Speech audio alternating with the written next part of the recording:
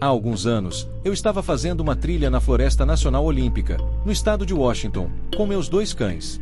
Estávamos há 4 dias, cerca de 32 quilômetros de uma estrada montanhosa conhecida. Estava acampando a cerca de 2.100 metros de altitude à noite, bem onde a linha de árvores começava a se dissipar. Quando chegamos ao local de acampamento, que era um grande prado aberto no topo de uma montanha secundária, era cerca de 1 hora antes do pôr do sol. Meu cachorro grande geralmente corre ao redor do acampamento enquanto eu monto a tenda e preparo o jantar, etc. Mas percebi que desta vez era um pouco diferente. Ele continuava olhando para a íngreme encosta cheia de árvores, com o rabo ereto e latindo. Não era um latido como quando vê um esquilo. Ele estava definitivamente preocupado com alguma coisa. No dia anterior, eu tinha encontrado uma nota deixada debaixo de uma pedra no último marco dizendo que havia um problema com ursos na área que estava incomodando um grupo de campistas há alguns dias, e eu mesmo tinha encontrado pegadas de grandes felinos no dia anterior.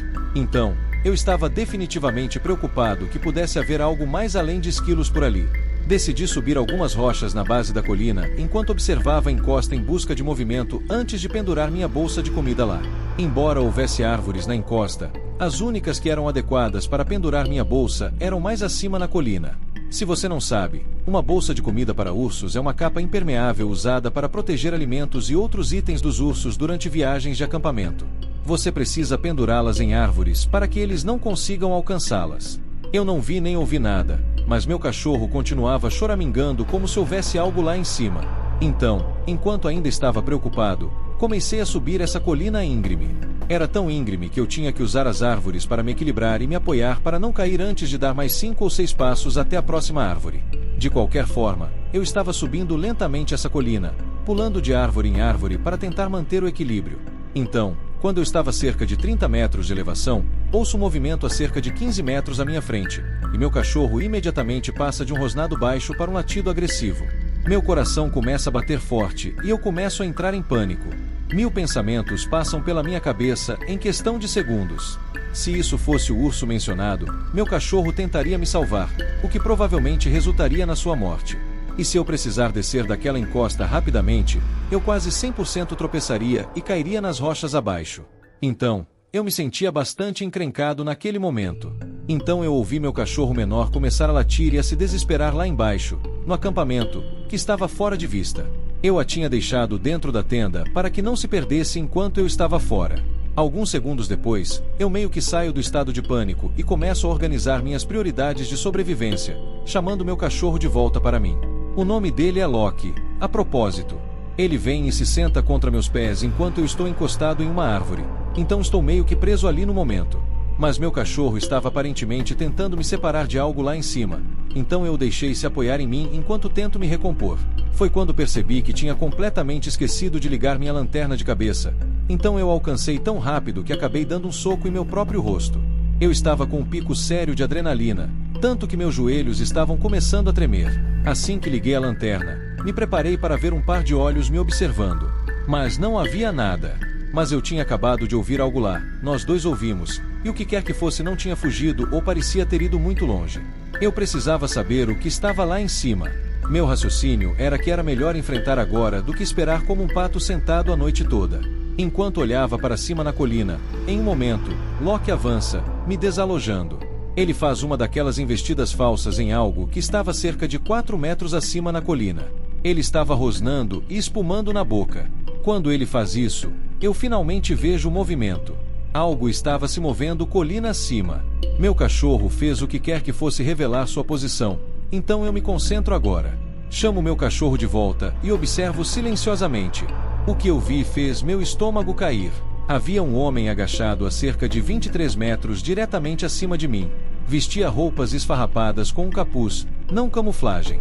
Ele se misturava ao ambiente quase perfeitamente.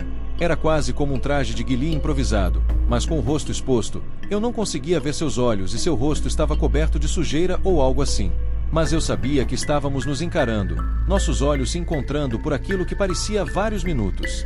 Não houve troca de palavras, mas eu senti que estava tentando transmitir subconscientemente que eu iria me manter firme. Queria que ele soubesse que eu vi, mas eu acho que estava tão assustado que nem conseguia falar.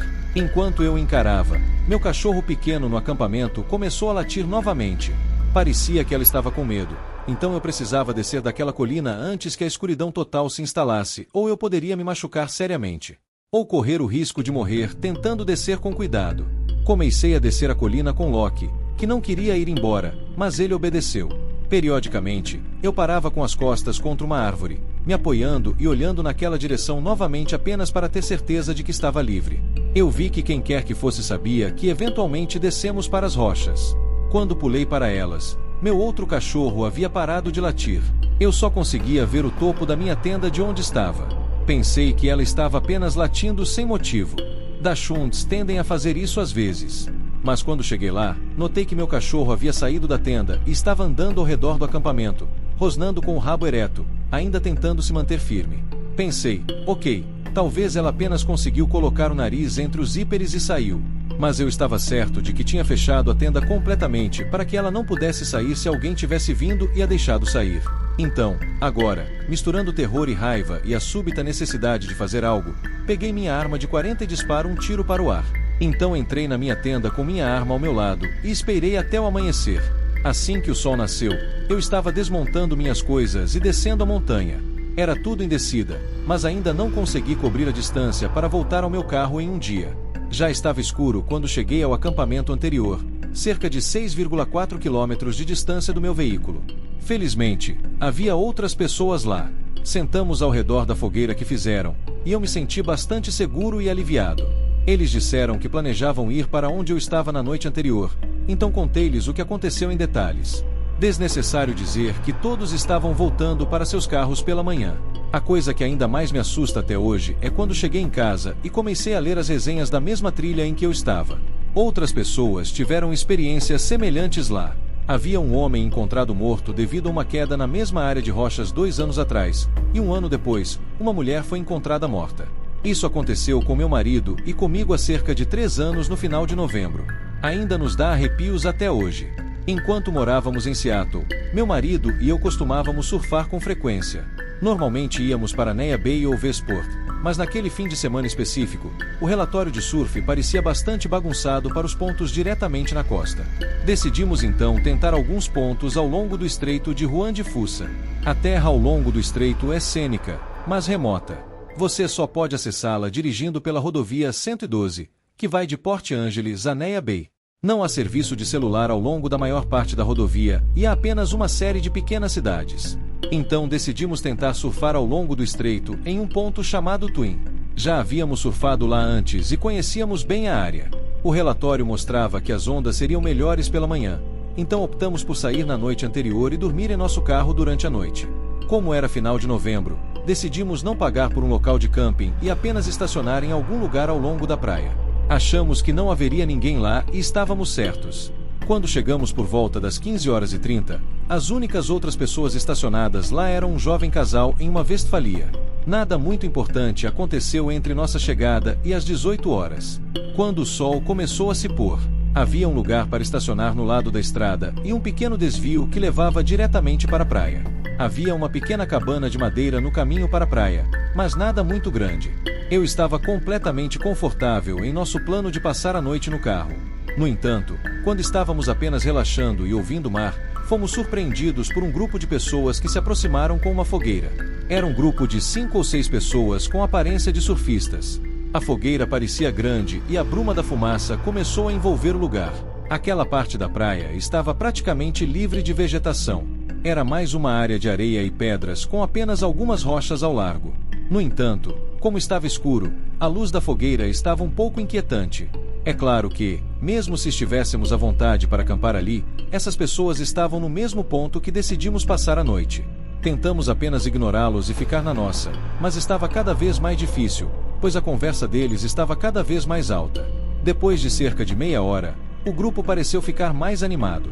Em um momento, pareceu que estava começando a ficar um pouco fora de controle. O grupo parecia estar cada vez mais barulhento, então saímos para ir até a cabana e usar o banheiro, que, por acaso, tinha uma cabine de banheiro portátil. Enquanto estávamos a caminho, o grupo de pessoas na fogueira se tornou cada vez mais agitado. Uma das pessoas começou a agir de forma bastante agressiva com outra, e pareceu que estavam discutindo. O rapaz da Westfalia também parecia começar a agir de forma diferente. O que era um grupo de surfistas bem organizado e relativamente tranquilo, parecia estar se transformando em uma briga de rua naquelas primeiras horas da noite. O que foi particularmente estranho para nós foi que, depois da discussão acalorada, uma pessoa do grupo se afastou e começou a nos observar enquanto estávamos voltando para o carro. Eu achava que ele estava apenas fazendo isso porque provavelmente estava se sentindo bêbado, mas comecei a me sentir desconfortável. Eu olhei para meu marido e pensei que seria melhor se nós dois apenas voltássemos ao carro e trancássemos as portas. Tivemos um momento de pânico e pensamos que talvez devesse ficar acordado para garantir que não houvesse problemas. Eu não estava preocupada em ir até o grupo de pessoas para falar com eles, porque parecia que estava acontecendo algo que estava além daquilo que nós conhecíamos. A coisa que mais me incomodava era que o grupo parecia estar se tornando cada vez mais frenético e que a pessoa que estava nos observando parecia estar se aproximando. Então, enquanto estávamos deitados no banco de trás do carro, eu comecei a ouvir um som de batida. Parecia vir do lado de fora da porta do motorista. Eu olhei para meu marido e perguntei se ele também estava ouvindo. Ele disse que sim, mas parecia que estava se aproximando da porta do carro. Então ele ligou as luzes do carro e eu vi. Era o mesmo cara que estava nos observando. Ele estava de pé do lado do carro com uma expressão bizarra, como se estivesse tentando nos intimidar. Ele tinha uma aparência selvagem e estava com o rosto cheio de sujeira, muito parecido com a pessoa da trilha. Meu marido pensou que poderia ser apenas um bêbado, então abriu a janela e começou a conversar com ele. O cara disse que eles estavam apenas se divertindo e que ele estava fazendo uma caminhada. Falou muito rápido e parecia um pouco instável. No entanto, meu marido, com um pensamento rápido, pegou um dos tacos de beisebol que mantemos no carro e o posicionou de forma a ter alguma proteção. Nós dissemos que queríamos apenas descansar, e ele começou a se afastar, murmurando algo que parecia ser uma despedida. Quando ele finalmente se afastou, meu marido travou as portas do carro e ligou o motor. Não sabíamos o que fazer a seguir, mas ele parecia estar saindo de nossa área e voltando para o grupo. Na manhã seguinte, fomos embora e decidimos que não era uma boa ideia ficar lá. O grupo de pessoas ainda estava por lá quando partimos, mas era um alívio ver que eles estavam na mesma praia. Então, a parte mais estranha é que, por um tempo, nunca mais vimos aquele cara.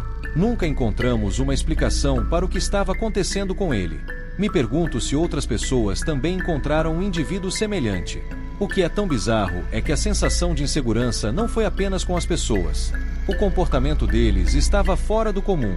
Talvez estivéssemos apenas em um lugar errado na hora errada.